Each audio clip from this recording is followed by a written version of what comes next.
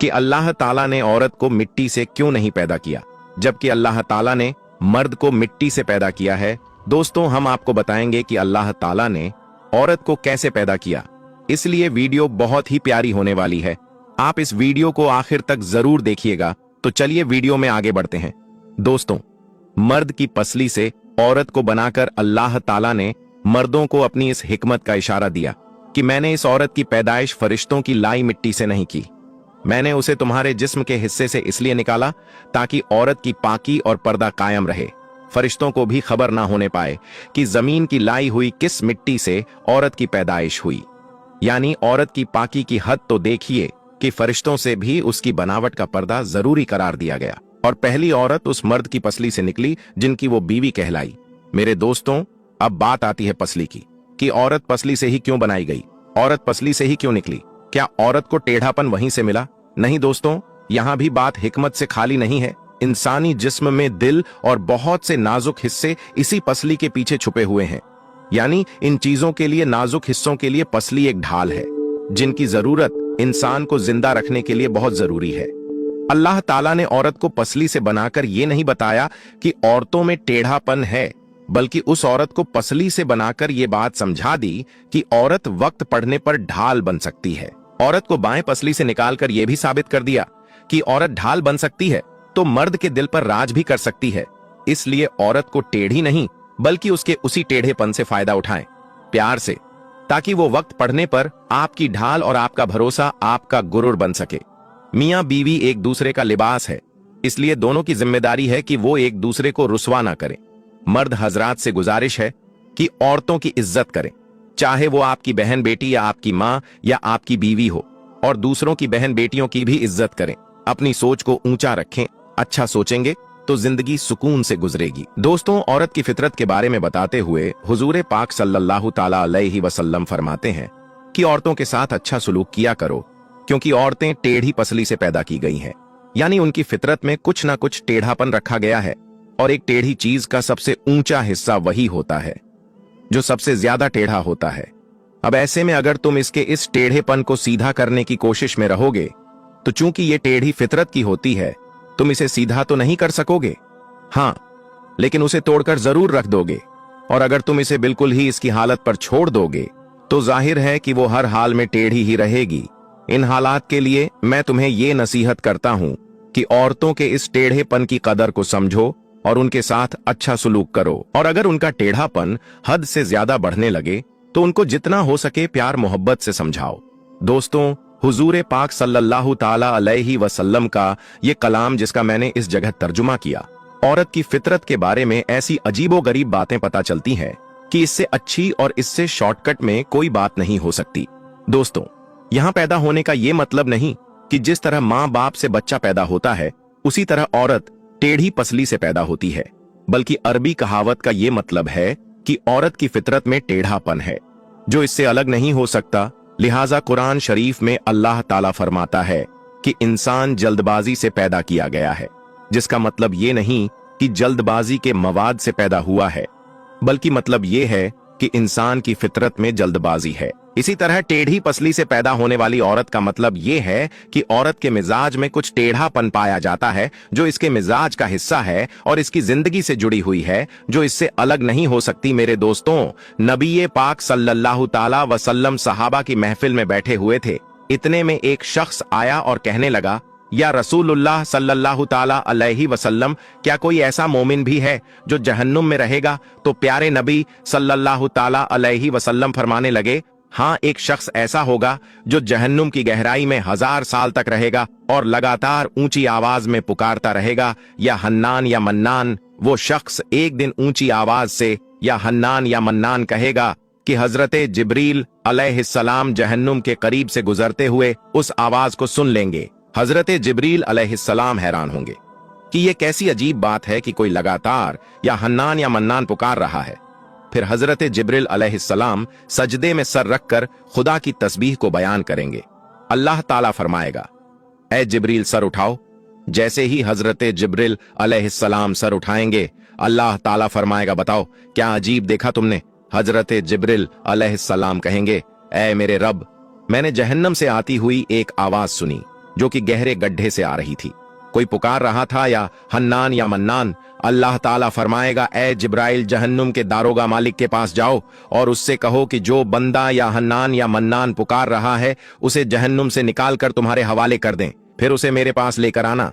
फिर हजरत जिब्राइल अलैहिस्सलाम जहन्नुम के दरवाजे की तरफ जाएंगे और फिर दरवाजे पर दस्तक देंगे और जहन्नुम के दरवाजे के दारोगा मालिक बाहर आएंगे और हजरत जिब्राइल अलैहिस्सलाम उन्हें अल्लाह पाक का हुक्म सुनाएंगे।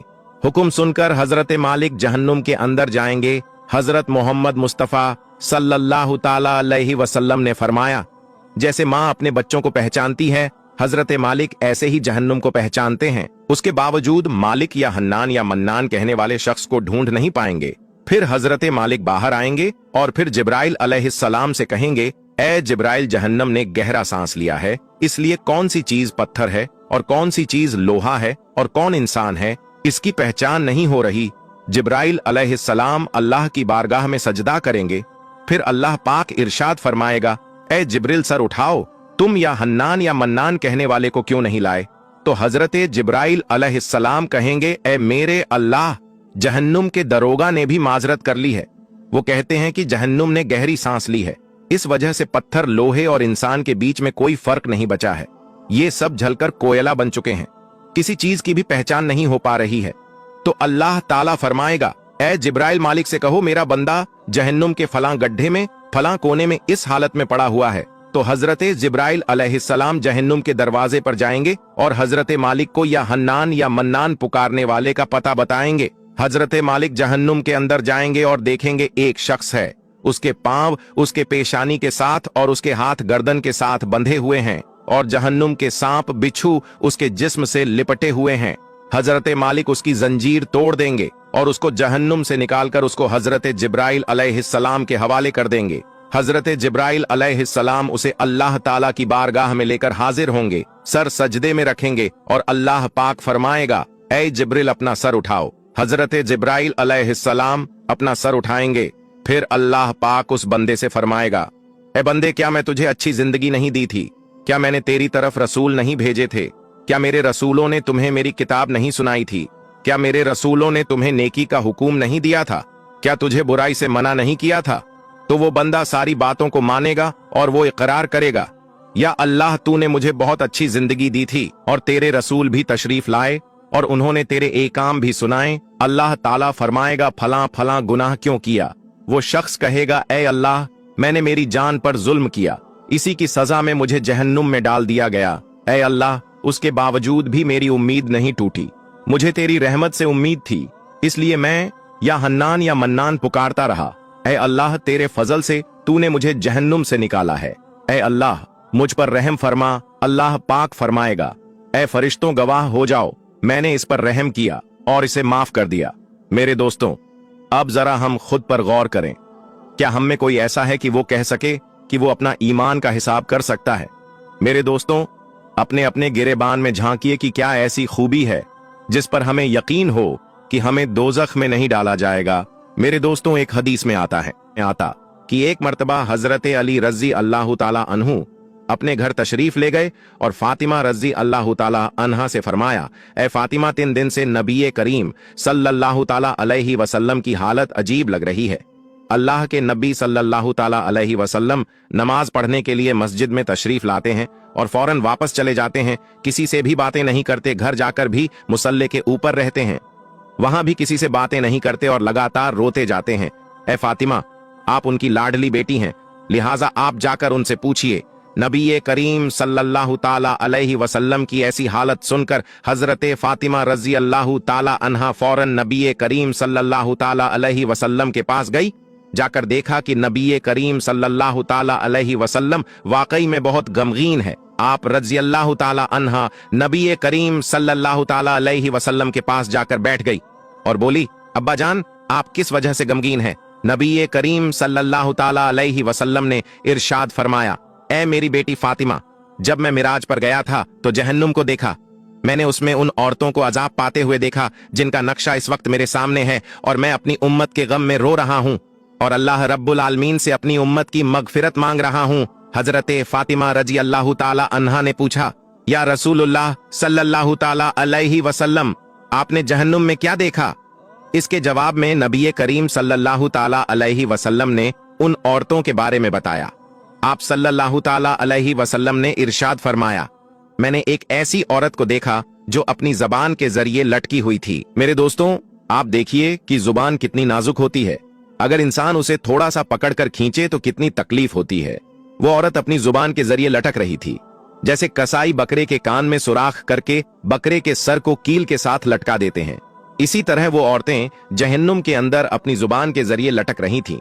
हजरत फातिमा रजी अल्लाह ताला अन्हा ने पूछा, या रसूलुल्लाह सल्लल्लाहु ताला अलैहि वसल्लम, वो औरत कौन थी?